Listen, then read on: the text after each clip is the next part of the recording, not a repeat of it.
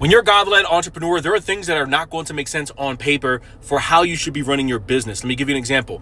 Logistically and logically, there are going to be decisions that you're going to make that it's going to seem like, hey man, this may bankroll the business, or this doesn't make sense on paper for what we actually do in the market. Conversely, if you solely run your business off of faith and you don't actually have a plan in place and you always want month to month for a new miracle to show up, yes, there are instances where God steps in, but you could be lacking management. So what do? How do we blend the two?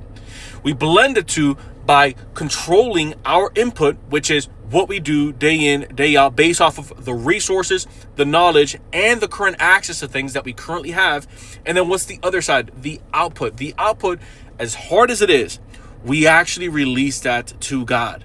And so what ends up happening is that you start to relinquish control over the result. Because sometimes if you're not careful, the result of you wanting things to look a certain way can actually become an idol and hold you back from getting started, launching things, or from pivoting when God is calling you to do something. This is why it's super important when you're running a business as a God-led entrepreneur to have both logic, reasoning, but also faith and obedience running together. So this way you're building a business based off of what God's giving you and his instructions.